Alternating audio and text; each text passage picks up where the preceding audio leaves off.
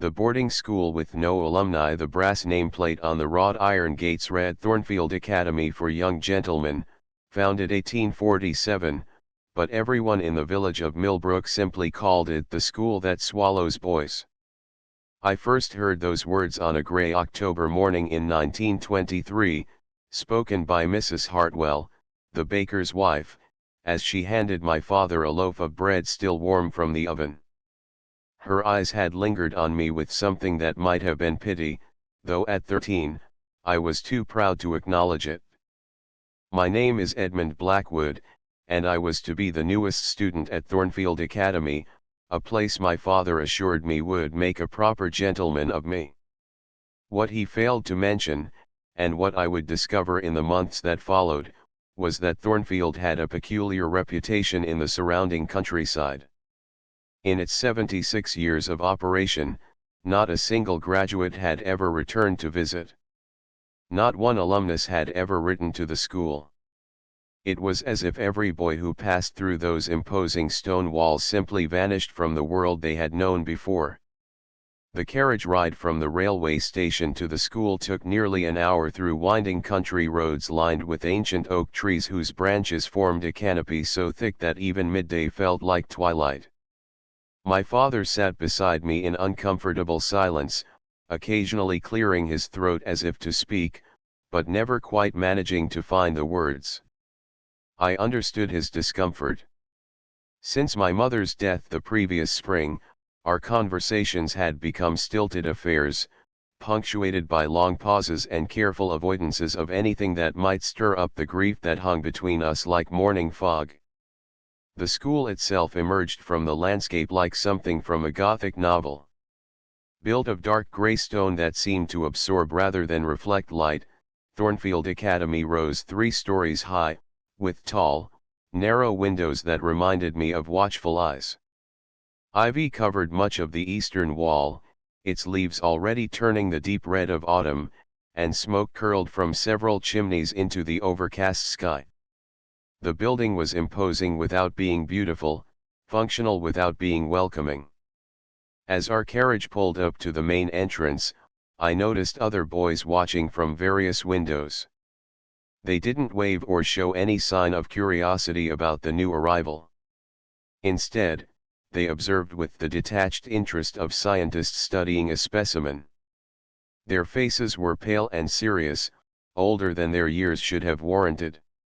"Remember, Edmund," my father said as we climbed down from the carriage, "this is an opportunity. The finest families in England have sent their sons here. You'll receive an education that will serve you well in whatever path you choose to follow." I nodded, though something in his tone suggested he was trying to convince himself as much as me. The driver unloaded my trunk and leather satchel, setting them on the gravel drive with more care than their modest contents warranted. Everything I owned in the world could fit in those 2 pieces of luggage, a fact that had never bothered me before but suddenly seemed significant. The heavy oak door opened before we could knock, revealing a tall, thin man in his 50s with prematurely white hair and the kind of pale complexion that suggested he spent little time outdoors. His dark suit was impeccably tailored, and he carried himself with the rigid posture of someone accustomed to authority. "Mr. Blackwood," he said, extending a hand to my father.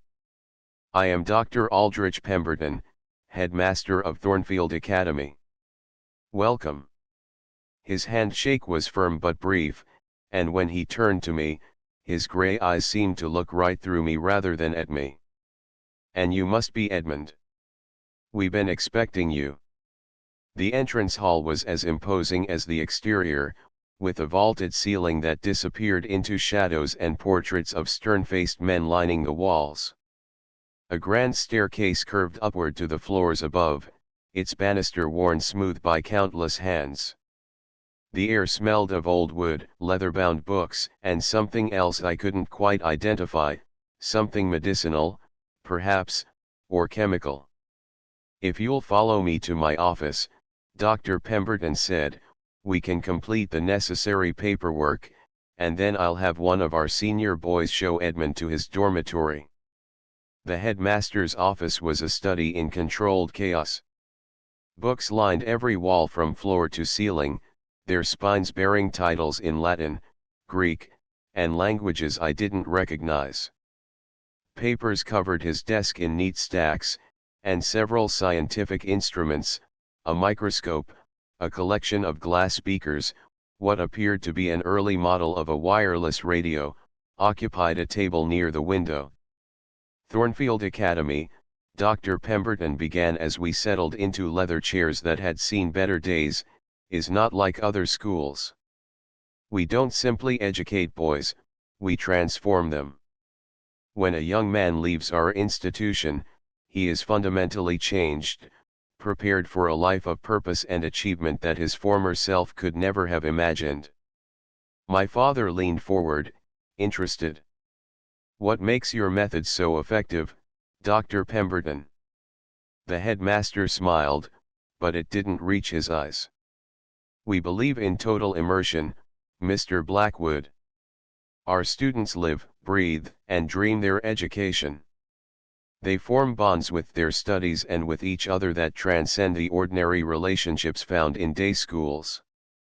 By the time they graduate, they are so thoroughly prepared for their new lives that they rarely feel the need to look back.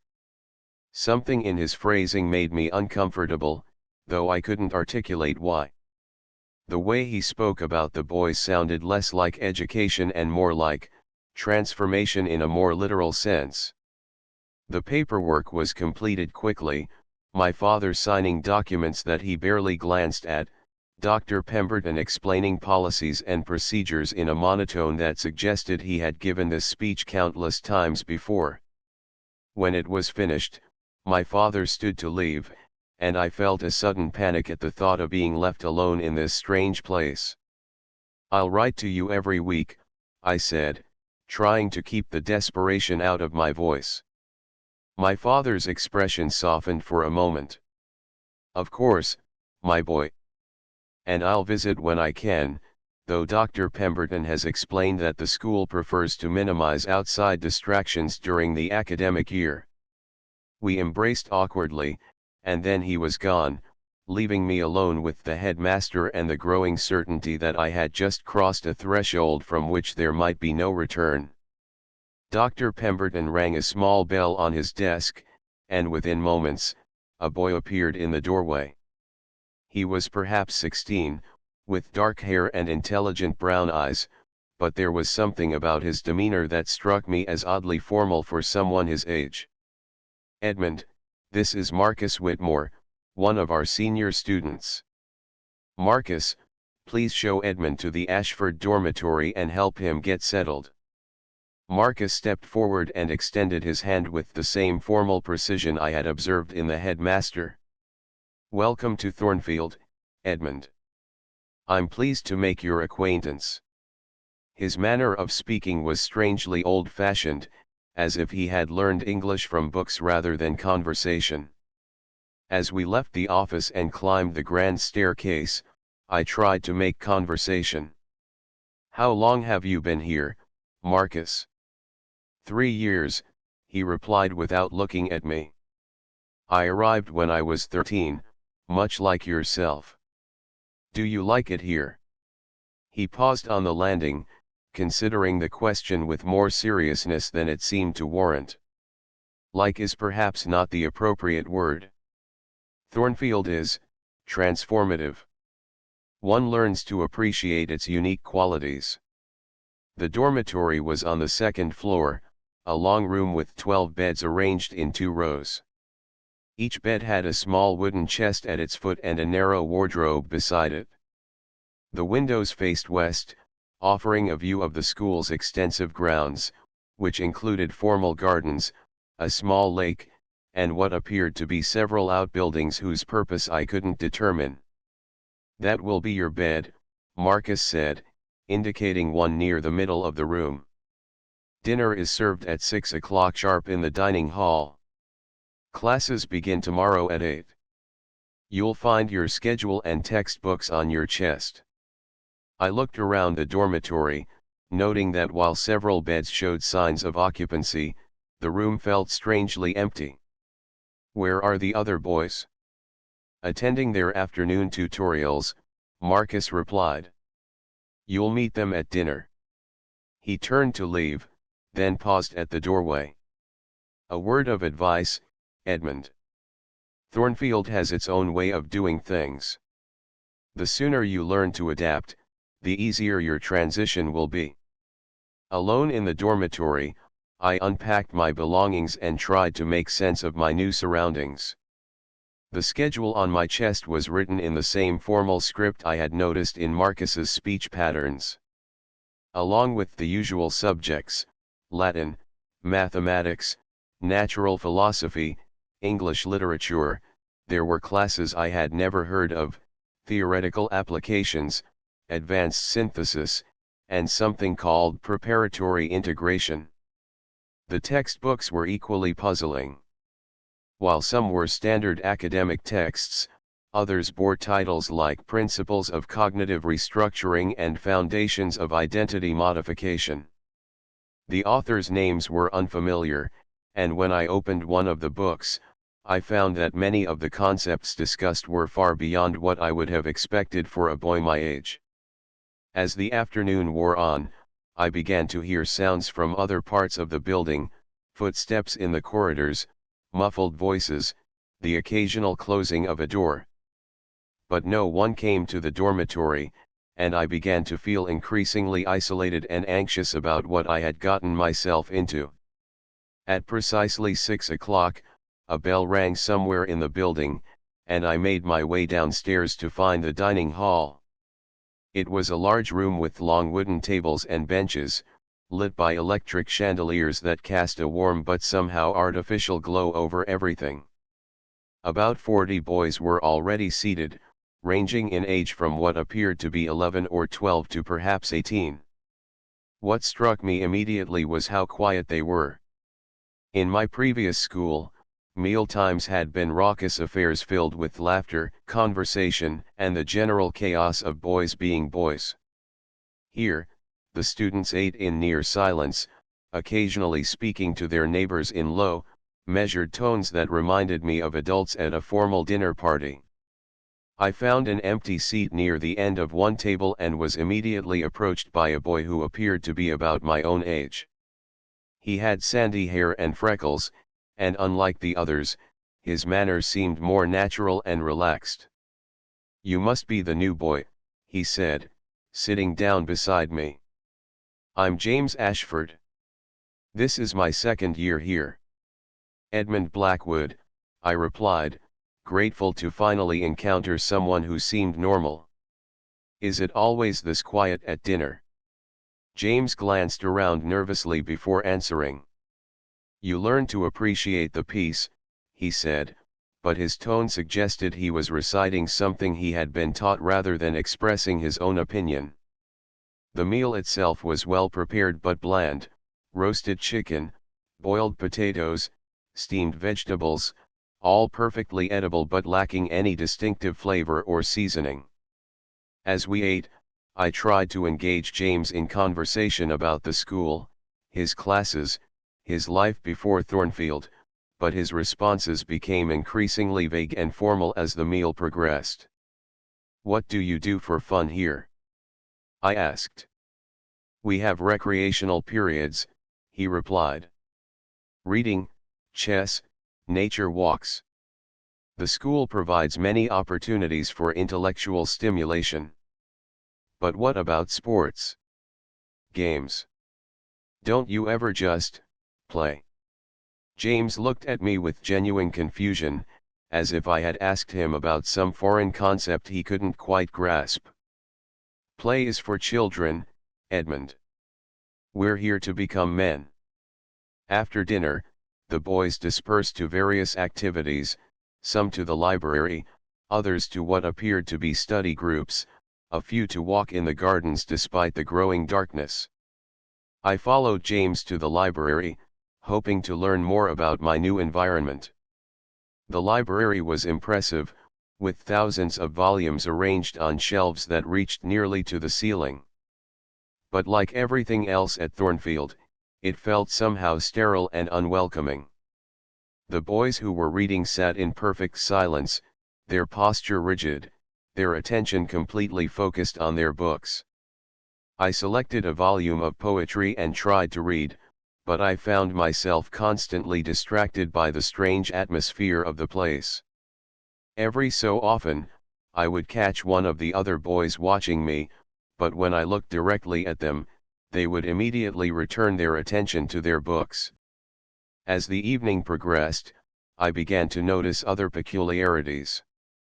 The boys all seemed to move with the same measured pace, spoke in the same formal manner, and showed the same lack of spontaneity or genuine emotion.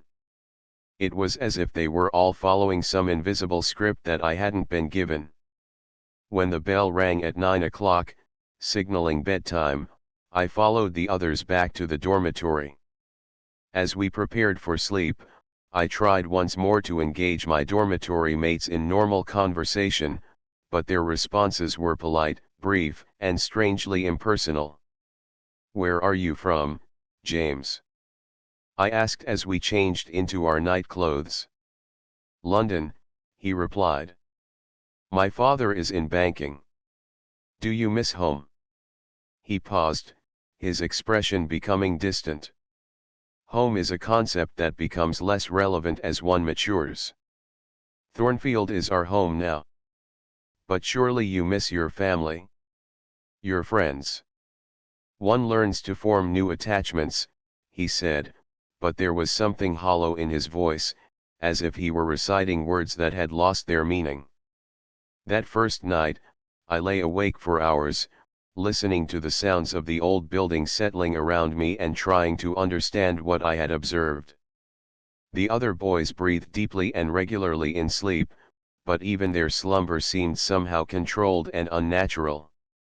I thought about my father's words about Thornfield making me into a proper gentleman, and Dr. Pemberton's comments about transformation and total immersion. I began to wonder if the school's methods were more radical than either of them had realized, and whether the changes they promised were entirely beneficial. The next morning began with a bell at 6 o'clock sharp. The boys rose immediately, as if they had been waiting for the signal, and began their morning routines with mechanical precision. There was no grogginess, no complaints about the early hour, no normal adolescent resistance to authority. They simply got up and began preparing for the day as if they were clockwork figures wound up and set in motion. Breakfast was served at 7, porridge, toast, and tea, all consumed in the same unnatural quiet that had characterized dinner the night before. I tried to catch the eye of some of the younger boys, thinking they might be more likely to show some sign of normal behavior, but they all seemed to have adopted the same formal demeanor as their older classmates. My first class was Latin with Professor Hartwell, an elderly man with a white beard who spoke in a monotone that made even the most dramatic passages from Virgil sound like a grocery list. The classroom was arranged with individual desks in perfect rows, and the boys sat with their backs straight and their hands folded, taking notes in identical handwriting. What disturbed me most was how quickly they all seemed to understand concepts that I found challenging. When Professor Hartwell asked questions about complex grammatical constructions, hands shot up immediately, and the answers were delivered with confidence and precision that seemed beyond their years. "Mr. Blackwood," the professor said, turning his attention to me. "Perhaps you could translate this passage for us." I looked at the Latin text on the blackboard and struggled to make sense of it. The grammar was more advanced than anything I had studied before, and the vocabulary included words I had never encountered. "I'm afraid I don't understand it, sir," I admitted. "No matter," he replied without any sign of impatience or disappointment. "You'll find that comprehension comes quite naturally once you've been here a bit longer." The other boys nodded in agreement, but there was something unsettling about their certainty, as if they knew something about the learning process that I didn't. Mathematics was equally bewildering. The problems we were asked to solve involved concepts that seemed far beyond what 13-year-old boys should be expected to understand, yet my classmates worked through them with ease. When I raised my hand to ask for clarification, the teacher, Mr. Blackthorne, simply smiled and told me not to worry. "Understanding will come," he said. "It always does." By lunchtime, I was feeling increasingly isolated and confused. The academic work was far more advanced than anything I had encountered before, yet the other boys seemed to find it elementary. Their behavior remained unnaturally formal and controlled, and I was beginning to suspect that something was seriously wrong at Thornfield Academy. During the lunch break, I decided to explore the school grounds, hoping to find some clue about what was really happening here. The gardens were beautifully maintained but strangely lifeless, every hedge perfectly trimmed, every flower bed arranged with mathematical precision. There were no signs of the casual disorder that usually accompanies places where young people spend time. I walked toward the outbuildings I had noticed from my dormitory window, curious about their purpose. The first was clearly a gymnasium, though it appeared to be rarely used. The second looked like a workshop or laboratory, with large windows that had been painted over to prevent anyone from seeing inside. As I approached the third building, I heard voices coming from within. They were adult voices, speaking in low, urgent tones that suggested they were discussing something important. I crept closer, hoping to overhear what they were saying. "The new boy is showing more resistance than usual," I heard a man say. "His integration may take longer than anticipated." "That's not uncommon," replied another voice that I recognized as Dr. Pemberton's. "Some subjects require more intensive treatment before they become receptive to the process." What about the Ashford boy?" the first voice continued. "He's been here nearly 2 years, but there are still signs of his original personality breaking through." "Minor setbacks," Dr. Pemberton replied dismissively. "The treatment can be adjusted. We've had excellent results with the newer formulations." My blood ran cold as I pressed myself against the wall of the building, straining to hear more. Treatment. Formulations. What were they talking about? "The parents never ask questions anymore," said a third voice I didn't recognize. "Once they see the reports of academic improvement, they're satisfied. They don't seem to notice that their sons never write home." "Why would they?" Dr. Pemberton chuckled. "The boys are becoming exactly what their parents wanted: disciplined, studious, obedient. The fact that they're no longer quite themselves is irrelevant." I backed away from the building, my heart pounding. Whatever was happening at Thornfield Academy, it wasn't education in any normal sense. The boys weren't learning, they were being changed, transformed into something else entirely. And I was next. That afternoon's classes passed in a blur of anxiety and growing dread. I watched my classmates more carefully now, looking for signs of whatever process was being used on them.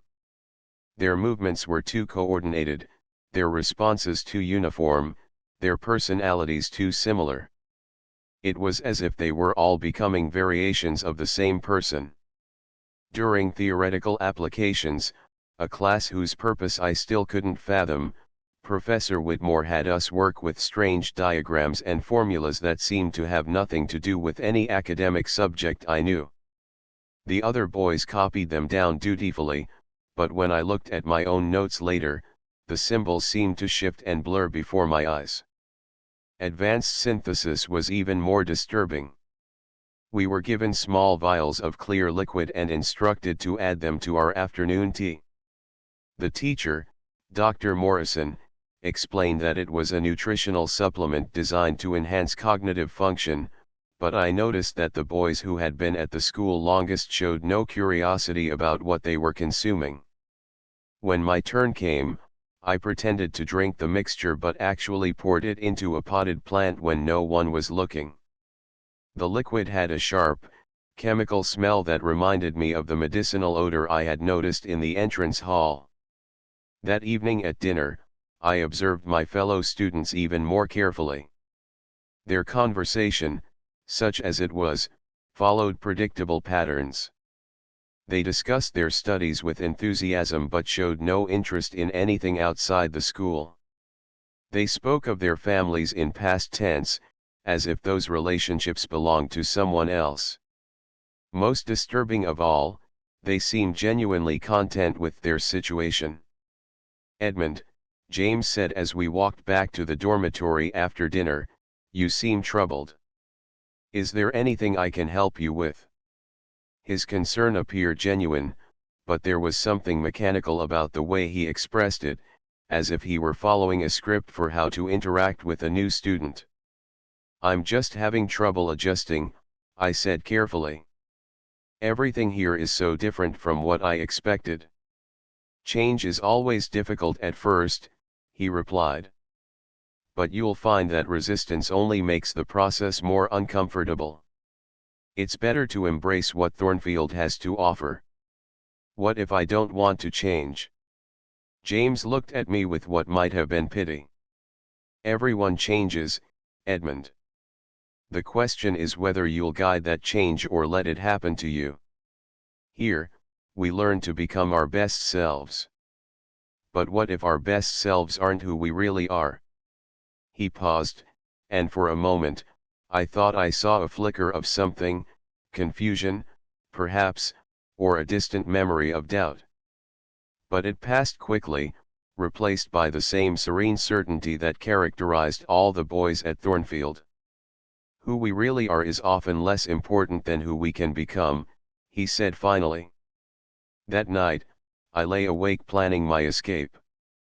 I had to get away from Thornfield before whatever was happening to the other boys happened to me. But as I considered my options, I realized how isolated the school was. The nearest village was miles away, and I had no money for train fare even if I could reach the station. More importantly, I began to think about the other boys, particularly James, who had shown brief moments of his original personality. If there was some kind of treatment being administered, perhaps it could be reversed. Perhaps I could find a way to help them remember who they had been before coming to Thornfield. The next few days followed the same pattern. Classes filled with incomprehensible subjects, meals consumed in unnatural silence, evening activities that felt more like rituals than recreation. I continued to avoid drinking the supplements and noticed that my resistance to the school's influence seemed to be holding steady. But I also began to notice that I was being watched more closely. Dr. Pemberton appeared in my classes more frequently, observing my behavior with the detached interest of a scientist studying a laboratory specimen.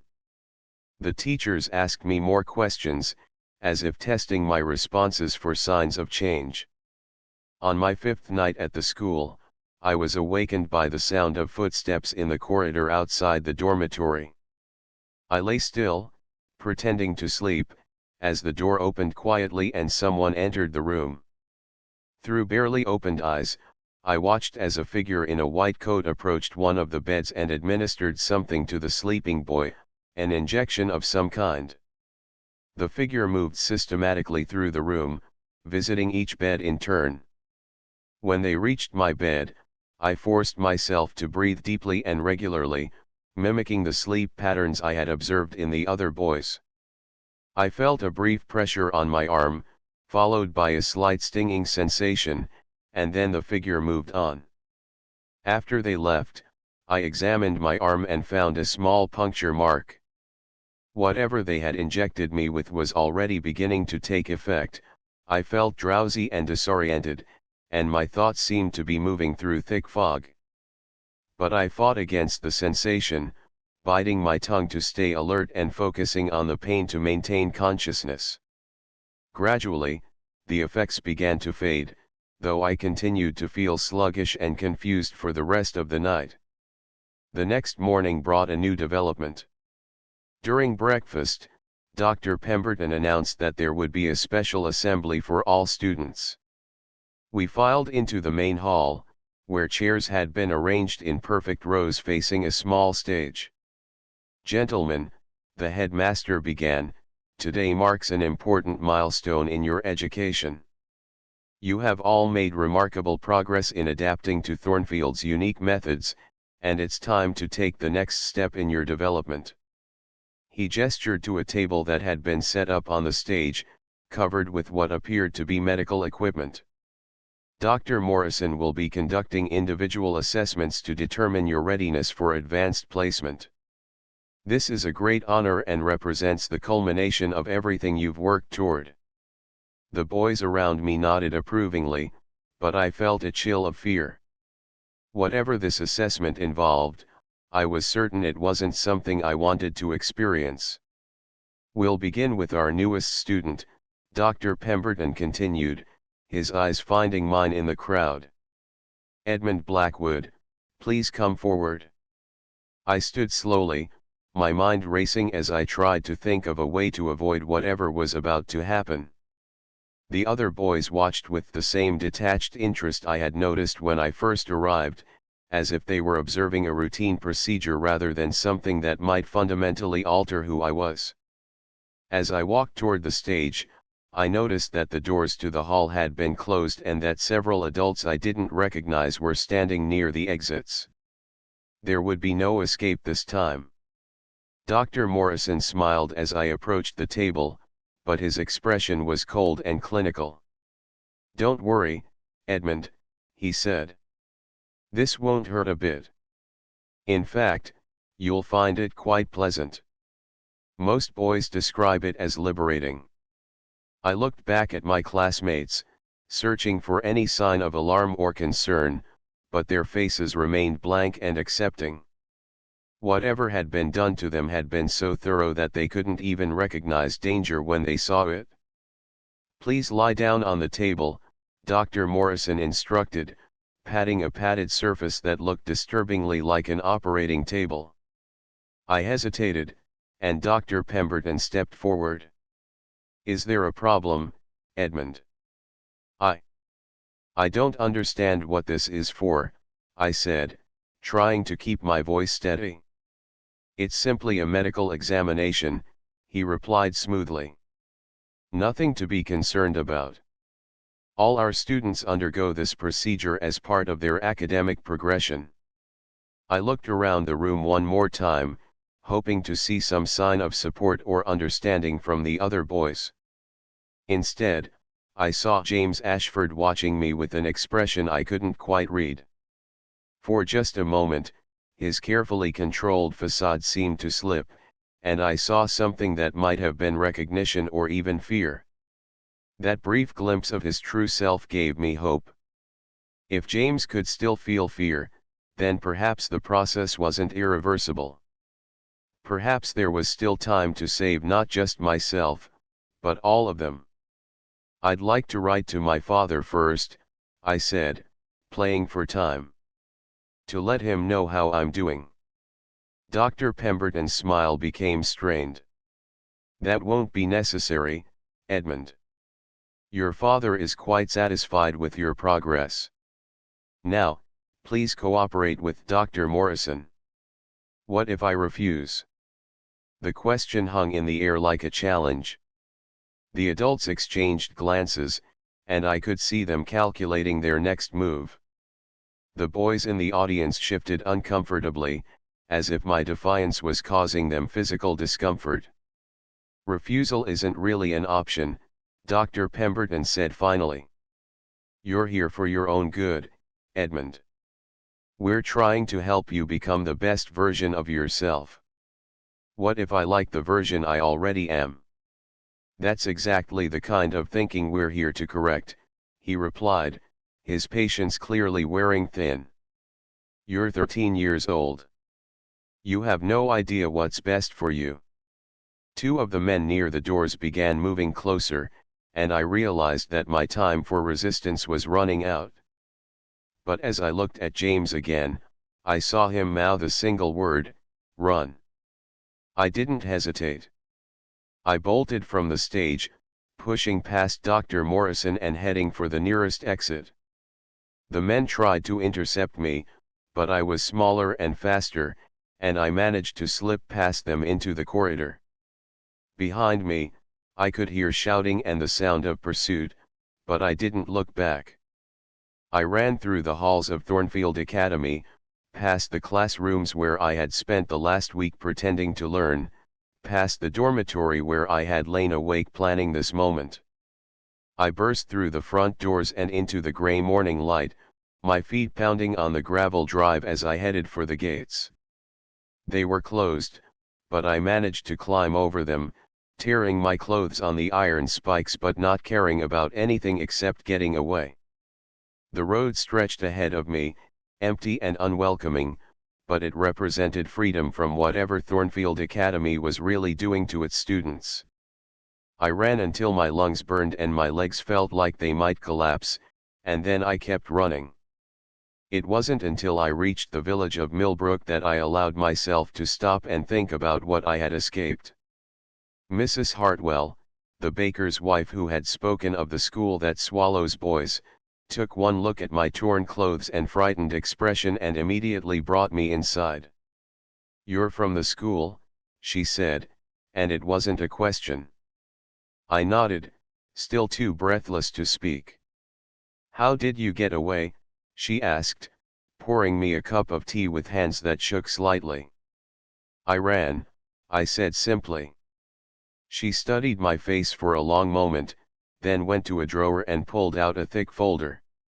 "I've been keeping records," she said. "Every boy who's been sent to that place. 43 in the last 5 years alone." She opened the folder and showed me photographs, newspaper clippings, letters from worried parents. "Not one of them has ever come home, Edmund. Not one has ever written to his family after the first few weeks. They just disappear." "They're still there," I said. "But they're not themselves anymore. Something's being done to them, something that changes who they are." Mrs. Hartwell nodded grimly. "I've suspected as much. But no one would listen to the concerns of a village baker's wife. The school has too much influence, too much money behind it. We have to do something," I said. "Those boys need help. What can we do against an institution like that? They have connections in London, government officials who protect them. Anyone who asks too many questions finds themselves discredited or worse." I thought about James and the brief moment when his real self had shown through, when he had warned me to run. If he could still remember who he was, even for an instant, then perhaps the others could too. "There has to be a way," I insisted. "We can't just leave them there." Mrs. Hartwell looked at me with a mixture of admiration and sadness. "You're brave, boy, but you're also young. Sometimes the best we can do is save ourselves and warn others." But I couldn't accept that. Over the following days, as Mrs. Hartwell helped me contact my father and arrange for my return to London, I thought constantly about the boys I had left behind at Thornfield Academy. I remembered their blank expressions, their mechanical responses, their complete lack of curiosity about the world beyond the school's walls. Most of all, I remember James's warning and the flash of his true self that had made it possible for me to escape. If he could fight against whatever had been done to him, even briefly, then perhaps there was hope for all of them. My father arrived 3 days later, his face pale with worry and confusion. The school had contacted him, claiming that I had suffered some kind of nervous breakdown and run away in a state of delirium. They had offered to take me back, to provide special treatment for my condition. "They said you were making excellent progress," he told me as we sat in Mrs. Hartwell's parlor. "Your grades were improving dramatically, your behavior was exemplary. They couldn't understand what had happened. "That's exactly the problem, father," I said. "The boys there aren't improving, they're being changed into something else entirely. Whatever Thornfield is doing, it isn't education." I told him everything I had observed, the strange classes, the supplements, the nighttime injections, the conversation I had overheard about treatments and formulations. At first, he was skeptical, but as I provided more details, his expression grew increasingly troubled. "These are serious accusations, Edmund," he said finally. "If what you're saying is true, then we need to contact the authorities." But when we tried to do exactly that, we discovered the extent of Thornfield's influence. The local police dismissed our concerns, suggesting that I was simply a troubled boy who couldn't adapt to the discipline of a proper school. Officials in London were polite but uninterested, pointing out that Thornfield Academy had an excellent reputation and that no other parents had ever complained. "The boys never write home because they're too busy with their studies," one official explained. "It's quite common in the better schools. The parents are satisfied with the progress reports they receive." We even tried contacting some of the other parents, but they all told the same story. Their sons were doing wonderfully at Thornfield, achieving academic success beyond their wildest dreams. The fact that they never heard directly from the boys themselves was explained away as a sign of maturity and independence. It was Mrs. Hartwell who finally provided the key to understanding what we were up against. She had been doing her own investigation, corresponding with people in other villages near similar schools, and what she had discovered was chilling. "There are at least 6 institutions like Thornfield operating in England," she told us. "All of them have the same pattern: boys go in, progress reports come out, but the boys themselves never return home.